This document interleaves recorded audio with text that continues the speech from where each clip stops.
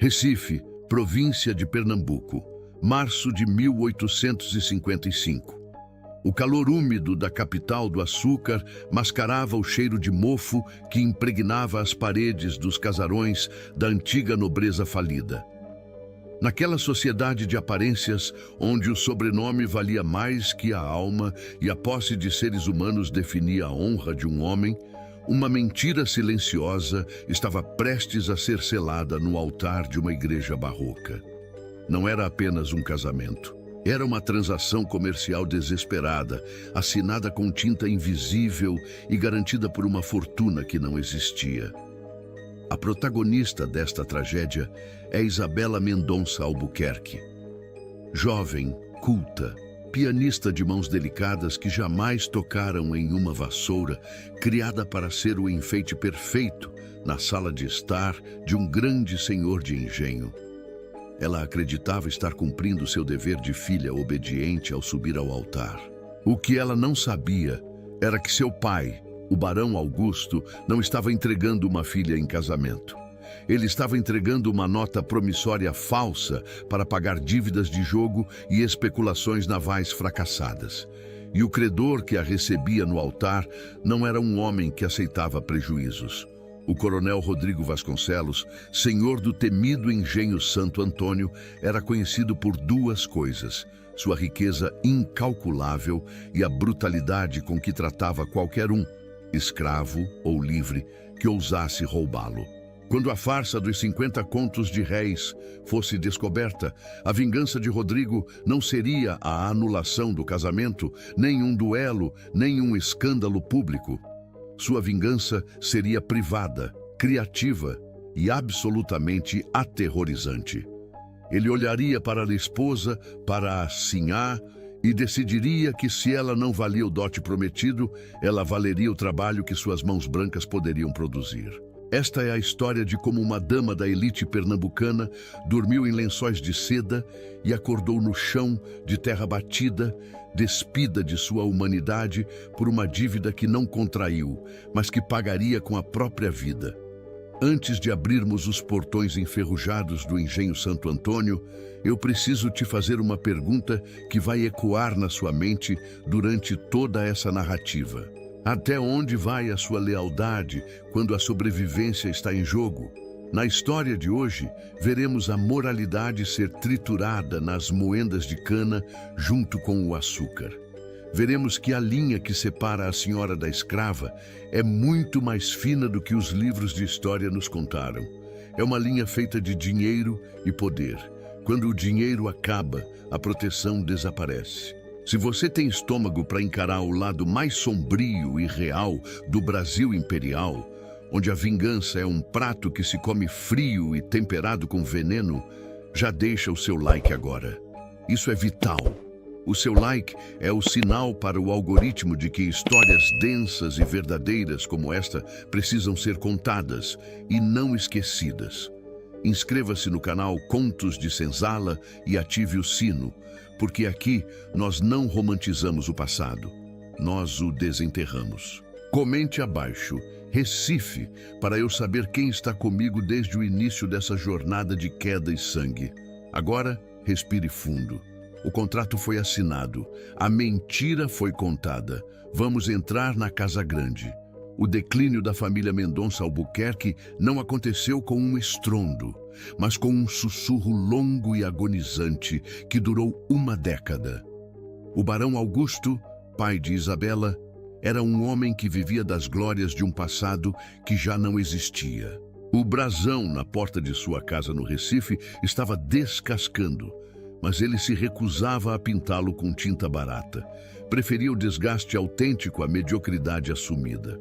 Dentro daquela mansão, a realidade era de tapeçarias roídas por traças, prataria vendida peça por peça na calada da noite e jantares onde a sopa era servida com uma cerimônia exagerada para disfarçar a falta de carne nos pratos. Isabela, a primogênita de 22 anos, cresceu nessa atmosfera de teatro perpétuo. Ela aprendeu francês, bordado e piano, as três habilidades essenciais para uma mercadoria de luxo no mercado matrimonial de 1855. Mas Isabela não era tola. Ela via os credores batendo à porta dos fundos. Ela via o nervosismo das mãos do pai tremendo ao segurar o monóculo. Ela sabia que o futuro brilhante que lhe prometiam dependia de um milagre. E o milagre tinha nome e patente: Coronel Rodrigo Vasconcelos. Rodrigo não era aristocrata de berço como os Mendonça. Ele era um homem da terra, do sangue e do ferro. Viúvo aos 45 anos, dono de 3 engenhos gigantescos na zona da mata, ele acumulara uma fortuna que faria a corte no Rio de Janeiro corar de inveja. Mas faltava-lhe o refinamento, o sangue azul, que abriria as portas dos salões mais exclusivos. Ele queria uma esposa troféu. O barão Augusto precisava de dinheiro. A simbiose era perfeita, se não fosse baseada em uma fraude criminosa. A negociação aconteceu no escritório escuro do barão, envolta em fumaça de charutos baratos que ele fingia serem cubanos. "Minha filha é uma joia rara, coronel", dizia o barão suando frio sob a casaca puída. "Educada nas melhores escolas, virtuosa e traz consigo um dote substancial. 50 contos de réis em títulos e propriedades ao sul da província. 50 contos de réis. A quantia era astronômica. Era o preço de um navio, de uma boiada inteira, de dezenas de escravos jovens e fortes. O coronel Rodrigo, homem de negócios astuto, estreitou os olhos. Ele não precisava do dinheiro, mas respeitava o poder que ele representava. Um dote desse tamanho indicava prestígio, aliança política, segurança. "Aceito", disse Rodrigo com a voz grave de quem está comprando gado premiado. "O casamento será em 1 mês. Quero os papéis do dote entregues no meu engenho 3 dias após a cerimônia." Isabela não foi consultada. Quando a notícia lhe foi dada, ela estava sentada no jardim mal cuidado, lendo um romance proibido. "Você vai salvar esta família, Isabela", disse o pai, segurando os ombros da filha com uma força desesperada. "O coronel é um homem difícil, dizem as más línguas, mas é rico. Você terá tudo o que sua mãe e suas irmãs precisam. Não me decepcione." Ela olhou nos olhos do pai e viu o terror. Não era amor, era o medo da sarjeta. "Eu serei uma boa esposa, papai", ela respondeu, selando seu destino com uma submissão treinada. O dia do casamento foi um espetáculo de hipocrisia. A igreja estava lotada com a nata da sociedade pernambucana. Todos sabiam que os Mendonça estavam falidos e todos sussurravam sobre a sorte do barão em pescar, o coronel Vasconcelos. Isabela entrou na nave central vestida com uma renda importada, que custara o último crédito da família. Ela parecia uma santa de gesso, pálida, imóvel, perfeita. No altar, Rodrigo a esperava. Ele não sorria, ele a avaliava. Seus olhos escuros varriam o corpo da noiva como se procurassem defeitos de fabricação. Quando ele pegou a mão dela para colocar a aliança, Isabela sentiu a aspereza da pele dele. Eram mãos que batiam, que marcavam, que matavam se necessário. Um arrepio gelado subiu por sua espinha, mas ela manteve o sorriso congelado. A festa foi rápida. Rodrigo detestava desperdício. Ele queria levar sua aquisição para casa.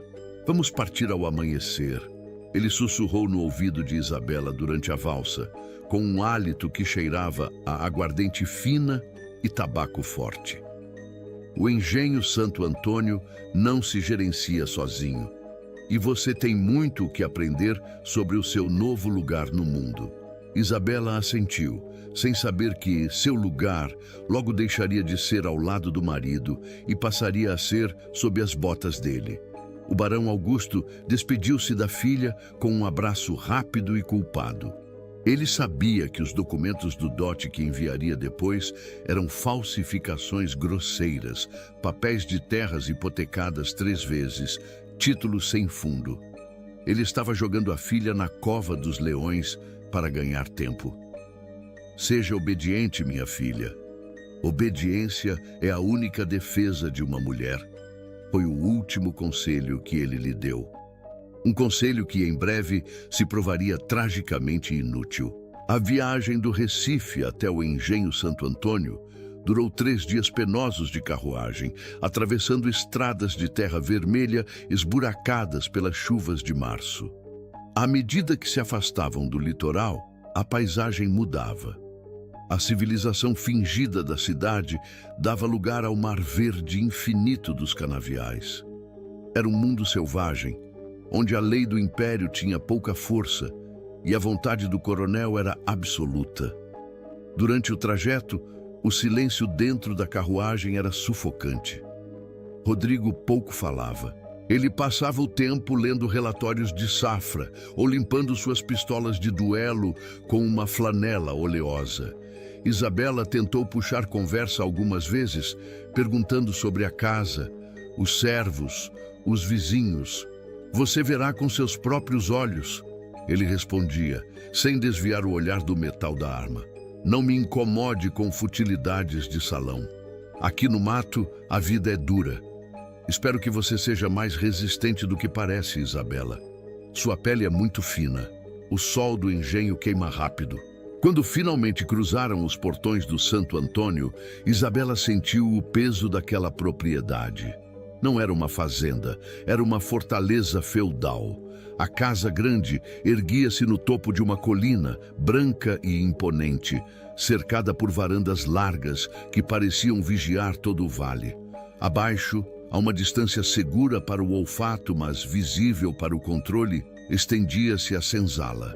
Era uma construção longa, baixa, sem janelas, de onde emanava uma fumaça constante.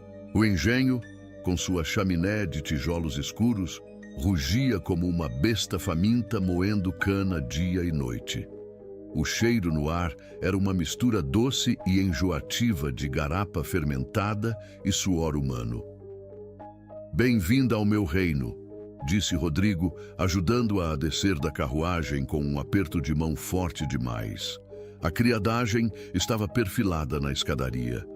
Eram dezenas de escravos domésticos, vestidos com roupas limpas, mas com os olhos baixos, fixos no chão. Ninguém ousava olhar o coronel nos olhos. Isabela notou o medo. Era um medo palpável, físico, que fazia o ar ficar mais pesado. Esta é a nova senhora, anunciou Rodrigo sem emoção. Sirvam a ela como servem a mim. Se ela reclamar de um único grão de poeira, vocês sabem o que acontece no tronco. Um murmúrio de sim, senhor, percorreu a fila como uma onda trêmula. Isabela tentou sorrir para uma das mucamas, uma jovem negra de olhos assustados, mas a moça recuou imperceptivelmente, aterrorizada com a atenção.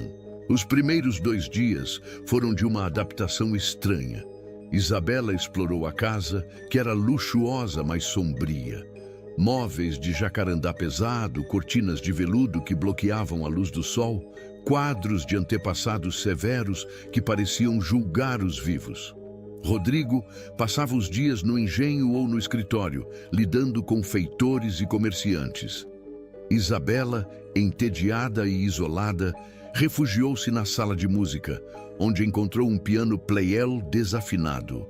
Ela passava as tardes tentando trazer alguma harmonia para aquele lugar opressivo, tocando noturnos de Chopin que ecoavam pelos corredores vazios como fantasmas de uma vida que ela deixara para trás.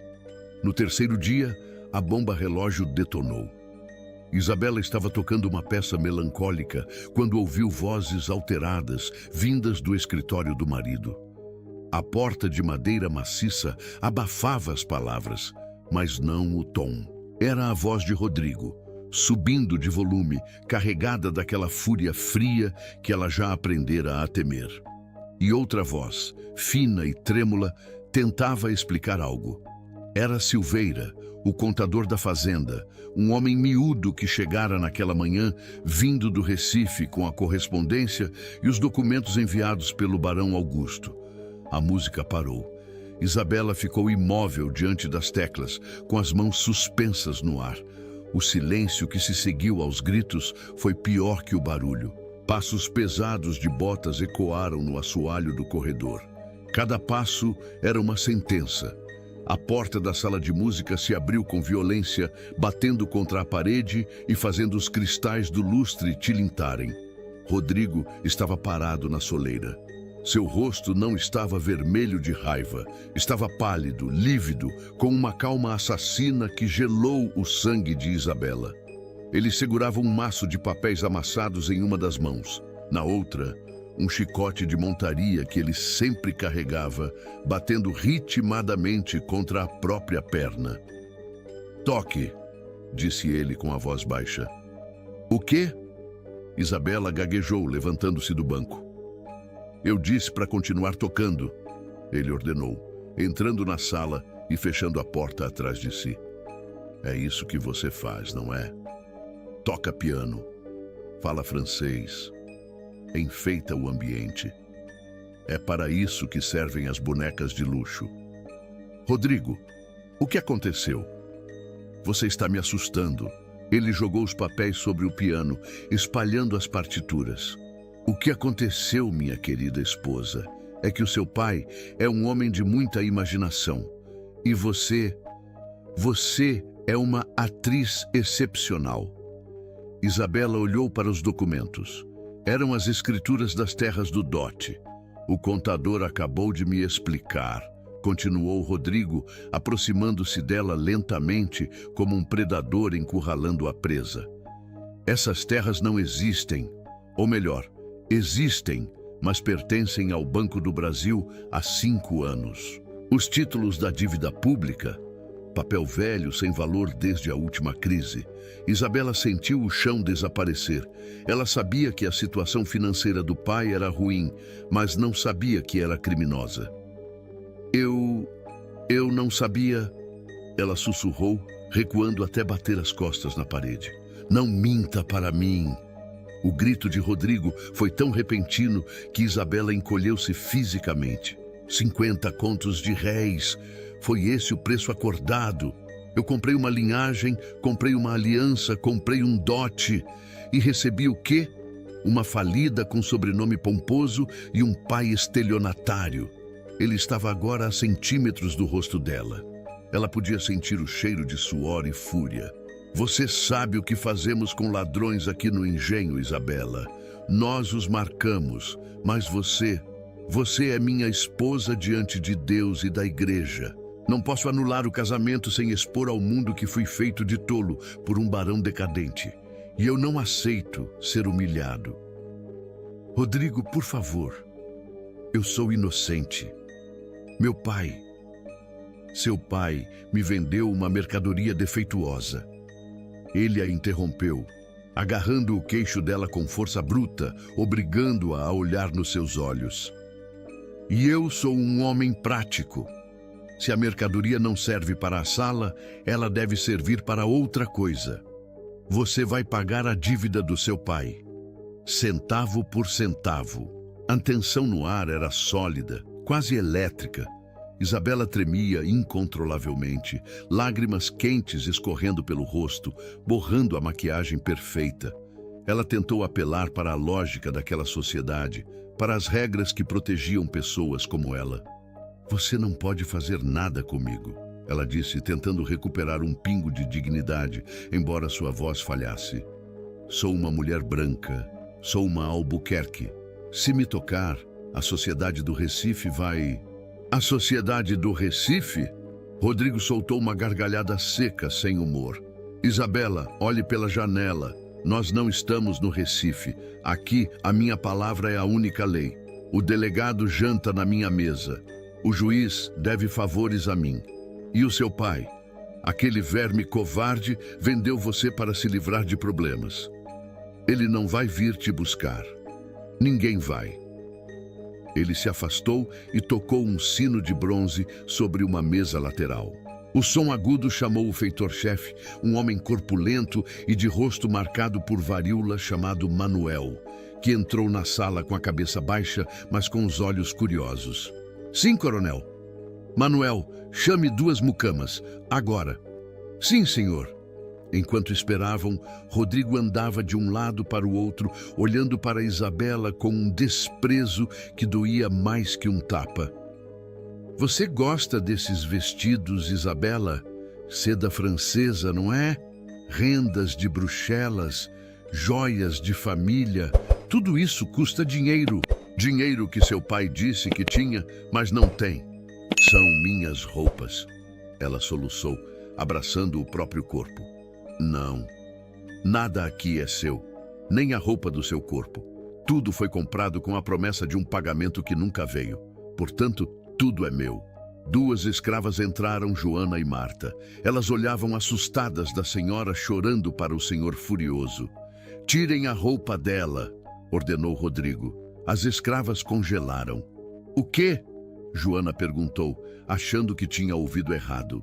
Tocar em uma mulher branca, despila à força, era algo impensável, punível com a morte em qualquer outro contexto. Você ouviu? Trovejou Rodrigo, estalando o chicote contra a bota. Arranquem tudo. Essa seda, essas anáguas, as joias, os sapatos, tudo. Ela não é mais sinhá, ela é uma fraude, e fraudes não vestem seda. Isabela gritou quando as escravas, aterrorizadas pela ameaça implícita do chicote, avançaram. Não me toquem! Rodrigo, isso é loucura! Eu sou sua esposa! Segurem-na, ele ordenou. Foi uma cena de violência social grotesca. Isabela lutou, arranhou, esperneou, mas Joana e Marta eram mulheres fortes, acostumadas ao trabalho pesado. Elas a seguraram. Isabela sentiu os laços do espartilho sendo desfeitos, o tecido fino rasgando, os grampos de cabelo sendo puxados. Não havia conotação sexual naquele ato. Era uma demolição. Rodrigo assistia a tudo sentado, bebendo um copo de água como se estivesse supervisionando o abate de um animal. Peça por peça, a sinhá foi desmontada. O vestido caiu no chão. As joias foram arrancadas do pescoço e das orelhas, deixando marcas vermelhas na pele pálida. Isabela ficou apenas com a roupa de baixo, encolhida no canto, soluçando de vergonha e terror. Agora vistam-na, disse Rodrigo, chutando um fardo de tecido que estava no canto da sala.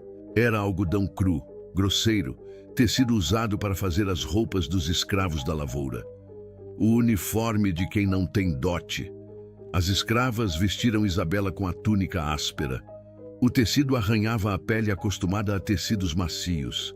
Era largo, sem forma, cinza e triste. Quando terminaram, Isabela não parecia mais uma aristocrata. Parecia um fantasma, uma prisioneira. Rodrigo aproximou-se dela, pegou uma mecha do cabelo desgrenhado e a soltou com nojo. Você vale exatamente o que trouxe para este casamento. Nada. 3 contos de réis mal cobrem a sua comida. Então, a partir de hoje, você vai trabalhar para pagar sua estadia. Trabalhar? Ela perguntou com a voz morta. Sim, nas cozinhas. Você vai descascar, vai limpar, vai carregar água, vai acender o fogo, vai fazer o que Joana e Marta fazem, e vai comer o que elas comem, e vai dormir onde elas dormem. Na senzala? O horror na voz de Isabela era absoluto. Para uma mulher da elite, a senzala era o lugar dos outros, o lugar da não-humanidade. Até que seu pai pague os 50 contos, seu lugar é na senzala. Levem-na daqui. O cheiro do perfume dela me enjoa. Manuel, o feitor, parecia chocado, mas obedeceu. Ele pegou Isabela pelo braço. Ela não resistiu mais. Estava em estado de choque. Foi arrastada para fora da casa grande, atravessou o pátio de terra sob o sol do meio-dia que queimava seus pés descalços, pois até os sapatos lhe foram negados. Os outros escravos pararam o trabalho para assistir. Centenas de olhos. O silêncio era absoluto. Eles viam o impossível acontecer, a Torre de Marfim desmoronando. Uma mulher branca sendo arrastada para o mundo deles, vestida como eles, rebaixada ao nível deles. Ao entrarem na cozinha do engenho, um galpão quente, cheio de fuligem e cheiro de gordura de porco, Isabela sentiu a náusea subir. "Aqui", disse Manuel, empurrando-a para perto de uma mesa suja de sangue de galinha. "Você começa lavando isso." Isabela olhou para as mãos de pianista, as mãos que tocavam Chopin minutos antes. Agora estavam trêmulas, pairando sobre uma bacia de água suja. Ela olhou para trás, para a porta aberta, e viu a casa grande lá no alto, branca e inalcançável. Rodrigo estava na varanda, observando. Ele levantou o copo em um brinde zombeteiro. Naquele momento, algo quebrou dentro de Isabela. A menina mimada morreu. A aristocrata desapareceu. E no lugar delas nasceu algo frio, duro e desesperado. Ela mergulhou as mãos na água suja. A água estava fria, mas o ódio que começava a ferver em seu peito era quente o suficiente para queimar o engenho inteiro. A Sinhá estava morta. A escrava branca tinha acabado de nascer. E ela sobreviveria, nem que fosse apenas para ver Rodrigo Vasconcelos no inferno. E a primeira semana na cozinha do engenho Santo Antônio não foi vida. Foi uma alucinação febril. Para Isabela, que nunca havia segurado nada mais pesado que um leque de marfim, o trabalho braçal era uma tortura física meticulosamente desenhada. Suas mãos, antes macias e perfumadas com lavanda, agora estavam cobertas de bolhas estouradas, queimaduras de gordura quente e cortes de facas que ela mal sabia manusear. O cheiro de sangue dos animais abatidos impregnava seus cabelos, um odor ferroso que não saía nem quando ela esfregava a pele com cinzas frias. Mas a dor física era suportável. O que corroía a alma de Isabela era a solidão absoluta no meio da multidão. As outras escravas da cozinha, Marta, Joana e as mais jovens, não a acolheram com solidariedade feminina. Por que o fariam? Isabela representava tudo o que as oprimia. A brancura, o sobrenome, a arrogância da casa grande. Vê-la cair não era uma tragédia para elas. Era um espetáculo de justiça divina. "Olha como a princesinha corta a cebola", zombava Marta, uma mulher de braços grossos e olhar duro, enquanto Isabela chorava com a ardência nos olhos. "Parece que a cebola está batendo nela." "Deixa ela", retrucava Joana com um desprezo mais sutil. "Sinhá falsa não dura até a safra. Vai morrer de desgosto ou de febre. É fraca, carne de pescoço, não serve para roça." Isabela ouvia tudo, cada sussurro, cada risada abafada. Ela aprendeu a engolir a raiva junto com a fumaça do fogão a lenha. "Eu não sou fraca", ela sussurrava para si mesma à noite, deitada na esteira de palha dura no chão da senzala feminina. A senzala era o inferno na terra. Um barracão comprido, sem janelas, onde 50 mulheres dormiam amontoadas. O char era viciado, pesado com a respiração de dezenas de pessoas, cheiro de suor antigo e desesperança. Na primeira noite, Isabela não dormiu. Ficou encolhida no canto mais escuro, abraçando os joelhos, aterrorizada com os sons. O choro de um bebê faminto, o gemido de pesadelo de uma anciã, o barulho de ratos correndo nas vigas. Ela era uma intrusa ali, uma estranha no ninho da miséria. "Se afaste, branca", uma velha rezadeira sibilou quando Isabela tentou se acomodar perto de uma fogueira moribunda para se aquecer. Seu azar é contagioso. Os dias se transformaram em meses. A pele de Isabela, antes pálida como porcelana, ficou queimada de sol e fuligem. Seus vestidos de algodão cru, os únicos que Rodrigo permitia, estavam sempre manchados. O coronel cumpriu sua promessa com crueldade militar. Ele a visitava na cozinha às vezes, não para falar, mas para observar. Ele parava na porta, com as botas polidas brilhando em contraste com o chão de terra suja, e sorria ao vê-la carregando baldes de água ou esfregando o chão de joelhos. "A comida está melhorando", ele dizia para o feitor, alto o suficiente para ela ouvir. "Parece que o tempero da humildade faz bem ao paladar." Isabela não levantava os olhos. Ela aprendera a lição mais importante da escravidão. O contato visual é um convite para a punição. Ela mantinha a cabeça baixa, esfregando o chão com mais força, visualizando que a madeira sob a escova era o rosto do marido. Foi nesse ambiente de hostilidade e exaustão que ela começou a observar a verdadeira hierarquia daquele mundo subterrâneo. O feitor Manuel mandava com o chicote, sim, mas na cozinha, no coração da alimentação da fazenda, quem reinava não era um homem branco, era Pai Tomé. Tomé era um homem negro de idade indefinível, talvez 60, talvez 80 anos. Seus cabelos eram uma coroa de algodão branco e seus olhos tinham a profundidade de um poço antigo. Ele era o cozinheiro-chefe, mas era muito mais que isso. Ele era o guardião dos segredos. Os escravos o reverenciavam. Até os feitores falavam com ele com um respeito cauteloso. Isabela notou que Tomé tinha acesso a coisas que ninguém mais tinha. A despensa trancada, a horta de ervas medicinais atrás da casa e o ouvido do coronel quando se tratava de saúde. "Pai Tomé sabe curar", ouviu Joana dizer um dia, quando uma criança se queimou com água fervendo. Tomé aplicou uma pasta verde fedorenta na queimadura e a criança parou de chorar quase instantaneamente. Isabela observou aquilo. O poder de curar era o reverso da moeda. Quem sabe exatamente o que cura, sabe exatamente o que mata.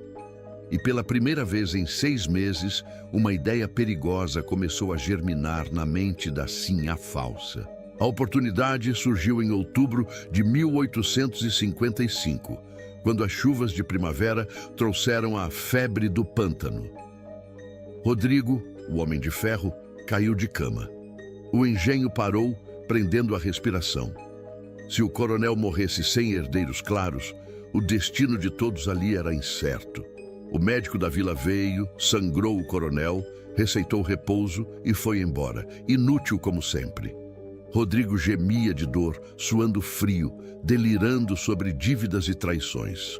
Em seu desespero, mandou chamar a única pessoa em quem confiava para manter seu corpo funcionando: Pai Tomé. Isabela foi obrigada a carregar a bandeja com as toalhas e a água quente atrás de Tomé. Ela entrou no quarto que um dia deveria ter sido seu leito nupcial. O cheiro de doença estava no ar. Rodrigo parecia menor na cama grande, pálido e frágil. "Me cure, seu velho bruxo!" Rodrigo grunhiu, agarrando o braço de Tomé. "Me cure ou eu mando te vender para as minas de carvão." "Calma, senhor." Tomé respondeu com uma voz tranquila que não demonstrava medo nem subserviência. "A terra dá a doença, a terra dá a cura. Vou preparar o chá da raiz amarela. Em 3 dias o senhor levanta." Isabela observou Tomé trabalhar. Ele não usava medidas de farmácia. Ele usava punhados, cheiros, intuição.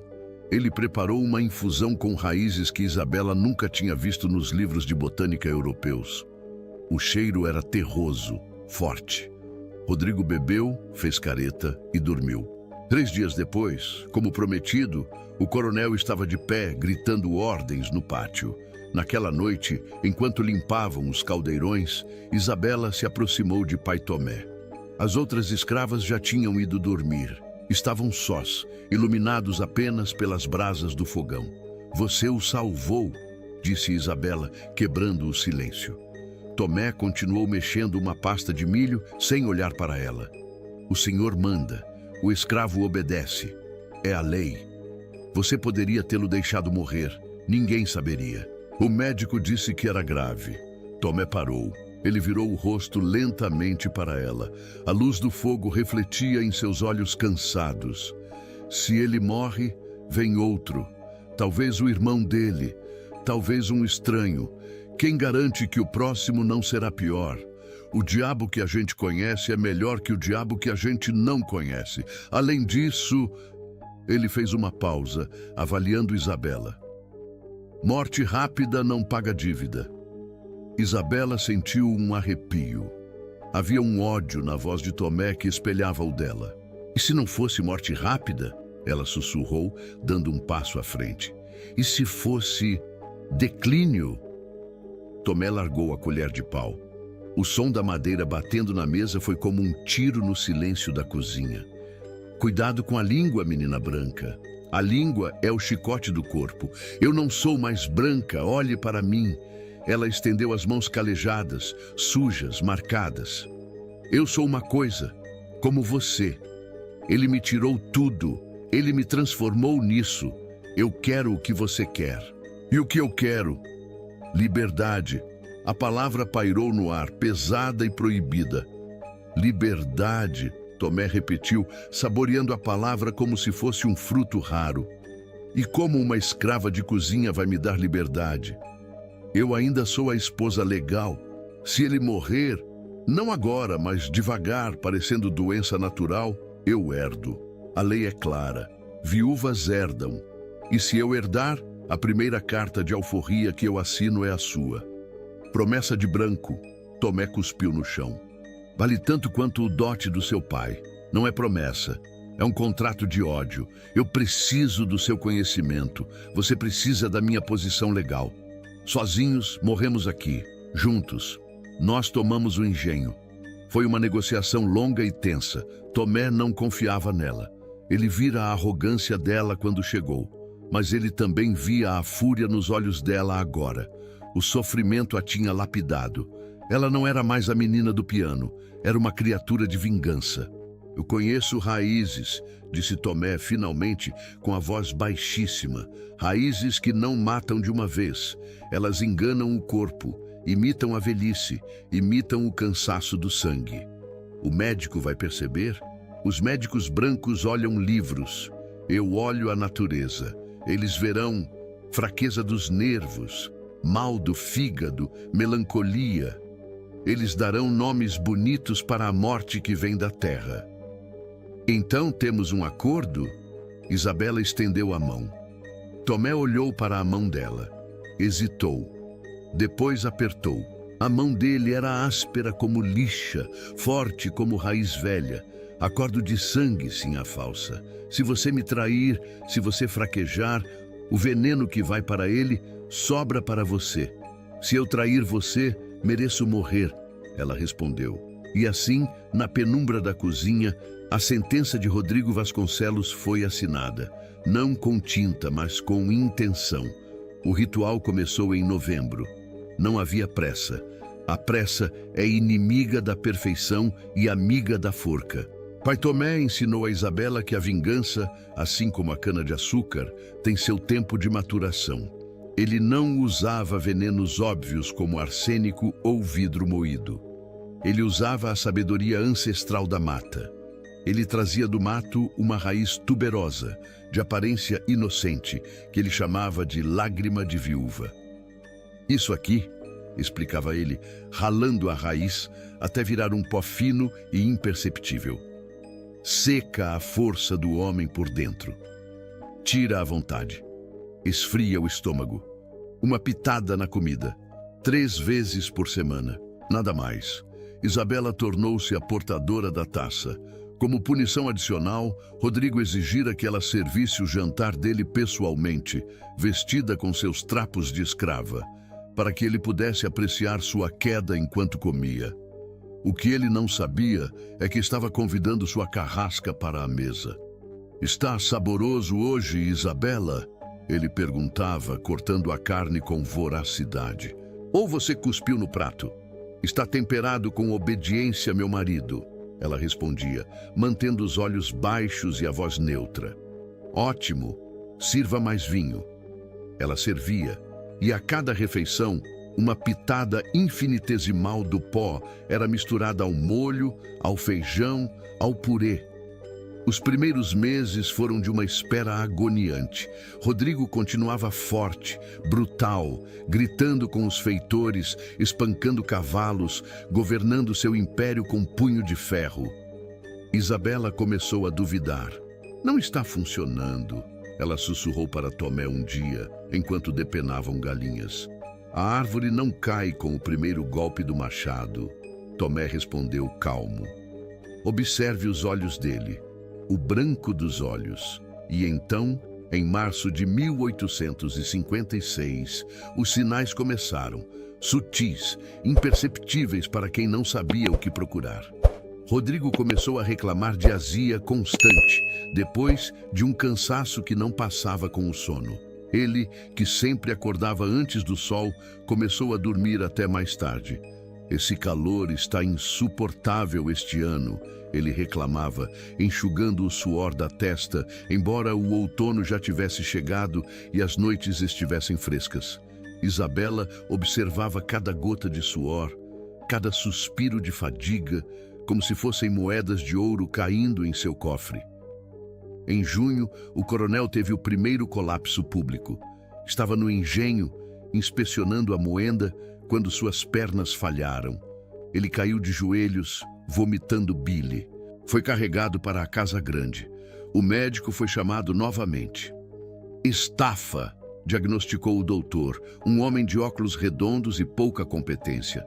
O coronel trabalha demais. O estômago está irritado pelos humores nervosos. Dieta leve, caldos e descanso. Caldos, repetiu Isabela, que estava no canto do quarto segurando a bacia. Ela trocou um olhar rápido com pai Tomé, que estava na porta. Caldos eram perfeitos. Líquidos mascaram melhor o pó. Eu cuidarei da dieta dele, Isabela se ofereceu. Como penitência. Rodrigo, fraco e enjoado, olhou para ela. Talvez fosse a febre, ou talvez a vulnerabilidade da doença.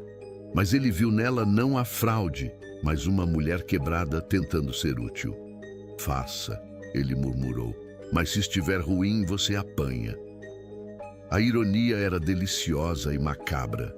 Rodrigo Vasconcelos entregou sua vida nas mãos da mulher que ele escravizara. Isabela assumiu o controle da cozinha da Casa Grande. Ela preparava os caldos pessoalmente. Pai Tomé fornecia o ingrediente secreto. Agora, ele adicionara uma folha seca triturada à erva do esquecimento, que causava confusão mental e apatia. Rodrigo começou a definhar. Sua agressividade, antes explosiva, tornou-se uma irritação rabugenta. Ele passava dias na cama, olhando para o teto, sem forças para ir ao engenho. Os feitores começaram a relaxar. Sem o olho do dono, o chicote estalava menos. Um silêncio estranho desceu sobre o Santo Antônio. O tirano estava murchando, mas o perigo rondava.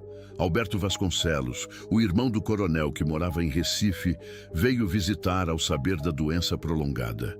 Alberto era astuto, desconfiado e odiava Isabela. Ele não melhora nunca, Alberto questionou, observando o irmão esquelético na cama. Que tipo de médico vocês têm aqui? É uma doença lenta, Alberto, disse Rodrigo com a voz fraca. O médico diz que é o clima. O sangue estragou. Ou alguém está estragando seu sangue, Alberto disse, virando-se bruscamente para Isabela, que estava trocando os lençóis. Você, o que você dá para ele comer?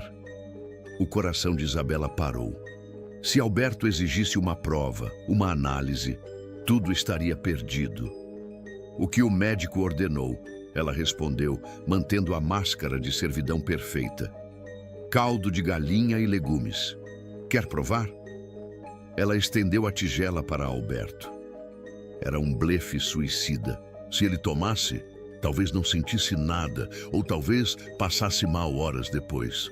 Alberto olhou para a sopa amarelada. Olhou para Isabela, suja, em trapos, com olheiras profundas. Ele viu uma escrava derrotada, não uma assassina genial.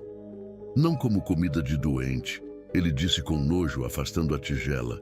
Cuide dele direito. Se ele morrer, você vai ver o que é inferno de verdade. Isabela fez uma reverência. Sim, senhor.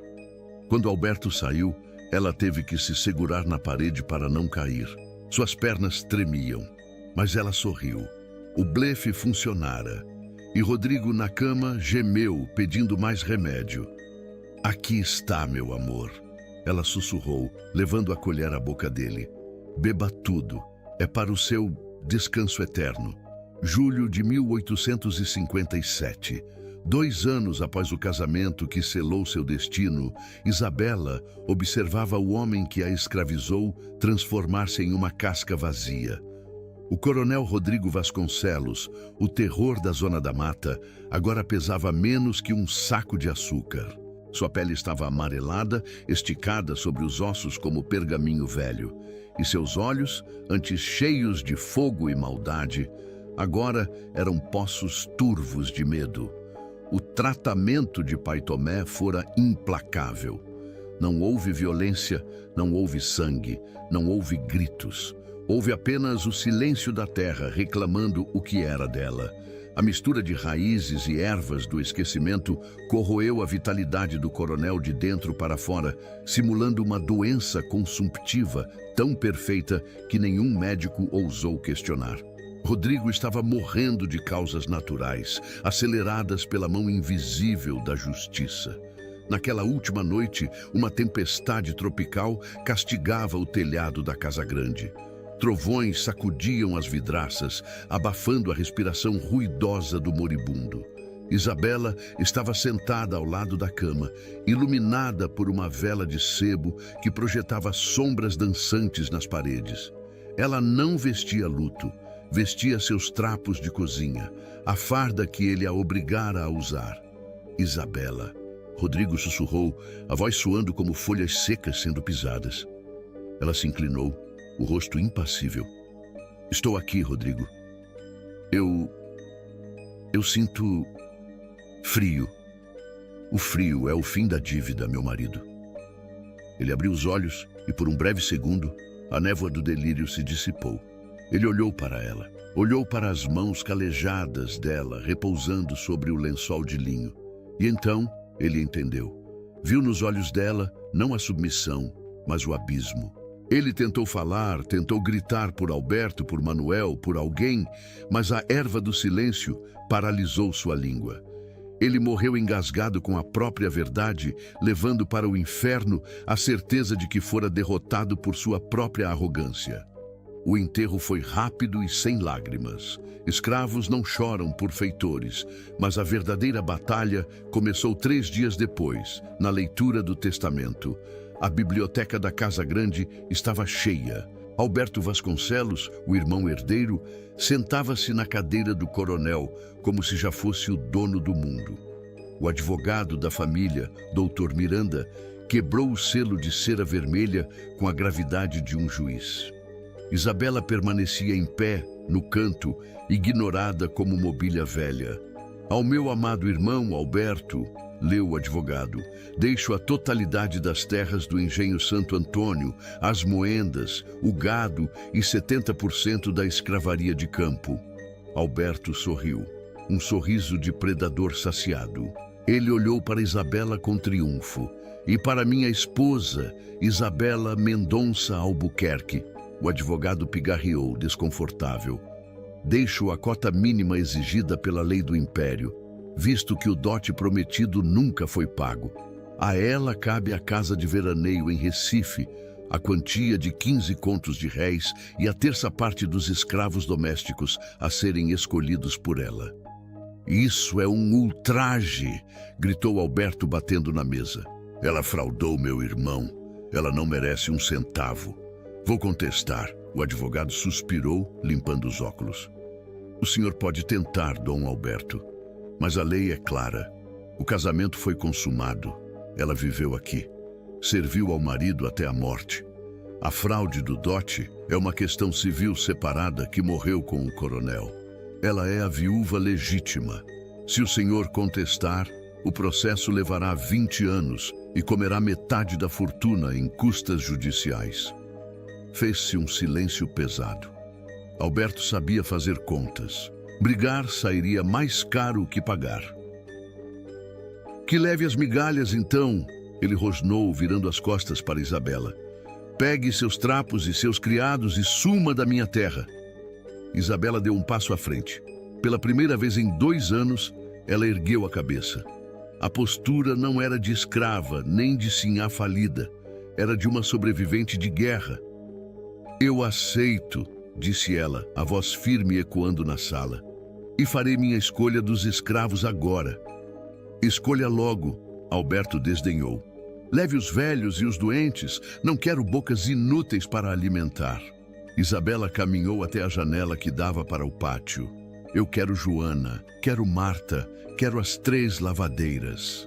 Ela listou os nomes das mulheres que, no início, a desprezaram, mas que, no calvário compartilhado da senzala, tornaram-se suas irmãs de sofrimento. E o último? Perguntou o advogado, anotando. Pai Tomé, Alberto riu. O velho cozinheiro? Leve. Ele já está com o pé na cova mesmo. Naquela tarde, uma caravana estranha deixou o engenho Santo Antônio.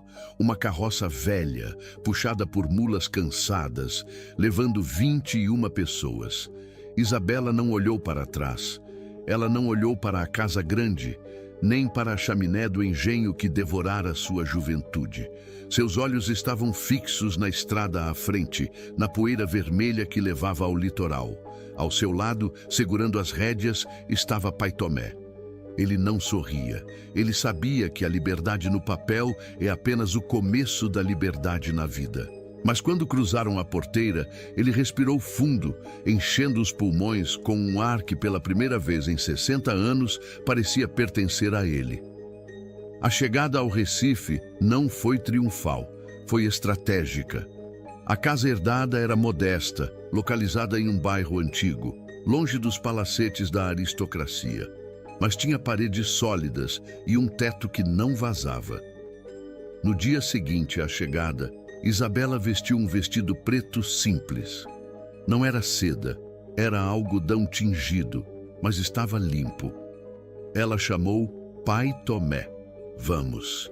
Para onde, sinhá? Ele perguntou, o hábito da servidão ainda colado na língua.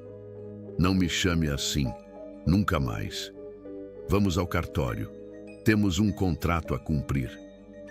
O escrivão do cartório era um homem baixo com dedos manchados de tinta que olhou com desdém para a mulher viúva acompanhada de um negro velho. Em que posso servir? Quero registrar uma carta de alforria, disse Isabela. Para quem? Para este homem e para outros 20 que estão na minha casa. O escrivão parou de escrever. A pena ficou suspensa no ar, pingando tinta preta no livro de registros. Libertar 1 ou 2 escravos por devoção religiosa era comum. Libertar 21 de uma vez, recém-herdados, era loucura financeira. A senhora tem certeza? Esses escravos valem... Escreva, Isabela cortou, com o tom de voz que aprendera com Rodrigo, o tom que não admite réplica. O nome dele é Tomé. Tomé de quê? Escravos não têm sobrenome. Pai Tomé deu um passo à frente. Ele olhou para o escrivão, depois para Isabela e finalmente para o vazio, buscando uma identidade que lhe fora roubada no nascimento. Tomé da Liberdade, disse ele com a voz rouca. O escrivão bufou, mas escreveu. Tomé da Liberdade, homem forro. Quando o papel foi selado e entregue, as mãos de Tomé tremeram. Aquele pedaço de papel valia mais que todo o ouro do engenho. Ele olhou para Isabela e, pela primeira vez, sorriu. Não o sorriso servil, mas o sorriso de um igual. Estamos quites, disse ele. Não, respondeu Isabela. Agora estamos começando. Nos meses seguintes, Isabela usou os 15 contos de réis com a precisão de um cirurgião. Ela não viveu como rica. Ela transformou a casa em uma cooperativa. Os ex-escravos, agora livres, trabalhavam para ela, mas recebiam salário. Eles faziam doces, costuravam, vendiam quitutes na rua.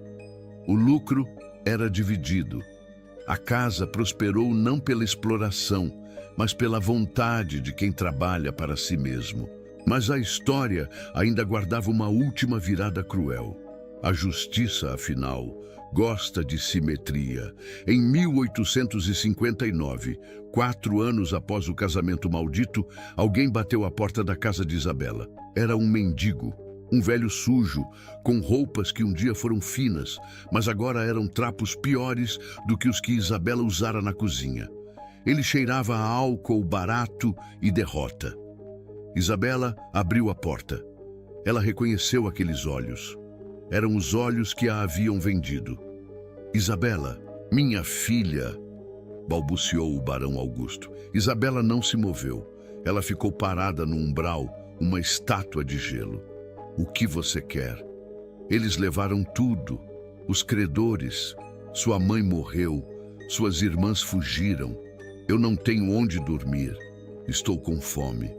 O homem que a trocara por 50 contos imaginários agora pedia um prato de sopa. A raiva que Isabela sentiu foi tão quente que ela pensou que poderia incendiar a rua. Ela lembrou-se da cozinha, da gordura quente, do chão frio da senzala. Você me vendeu, ela disse calmamente. Eu tentei salvar a família, ele choramingou. E conseguiu? Ela apontou para os trapos dele. Pai Tomé apareceu no corredor, atraído pelas vozes. Ele viu o barão. Ele sabia quem era. O arquiteto da desgraça. Isabela olhou para Tomé, depois para o pai. Uma ideia terrível e justa cruzou sua mente. Você pode entrar, disse Isabela. O barão suspirou de alívio, tentando entrar. Mas não como meu pai. Ela bloqueou a passagem com o braço. Como pai, você morreu no dia do meu casamento. Você pode entrar como criado. Criado? Eu sou um barão? Você é um mendigo. Tenho uma vaga para limpar o estábulo e varrer o pátio. Comida e teto em troca de trabalho. Aceita ou prefere a sarjeta? O orgulho do barão travou uma batalha visível com seu estômago. O estômago venceu. Aceito, ele sussurrou, humilhado. Ótimo. Isabela sorriu, um sorriso que não chegou aos olhos. Mas há uma condição. Nesta casa, eu sou a proprietária. Mas quem gerencia os funcionários é o senhor Tomé. Ela apontou para o ex-escravo. Você receberá ordens dele. Se ele mandar varrer, você varre. Se ele mandar lavar, você lava. Entendido? O barão olhou para o homem negro, liberto, ereto e digno. O mundo do barão virou de cabeça para baixo. O topo da pirâmide beijava a lama. Entendido, disse o barão. Tomé deu um passo à frente, olhando o velho aristocrata de cima a baixo. Comece lavando a calçada, barão, e capriche nos cantos. Isabela fechou a porta, deixando o pai do lado de fora com a vassoura, e entrou em sua casa. A casa da liberdade. A casa onde os fantasmas finalmente podiam descansar, porque a justiça, tardia e torta, havia sido feita.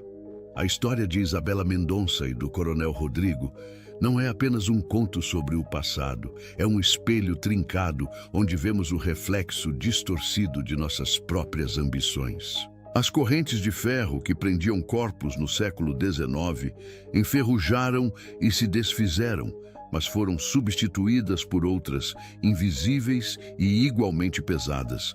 As correntes das aparências, das dívidas morais, dos contratos que assinamos com a alma para manter um status que não nos pertence. O barão vendeu a filha para manter a fachada de um castelo de cartas. O coronel comprou uma esposa para decorar sua brutalidade com seda. E Isabela descobriu que, quando despida de todos os títulos, de todas as joias e de toda a proteção social, o que resta é apenas o núcleo cru da sobrevivência. Ela teve que se tornar um monstro para derrotar outro.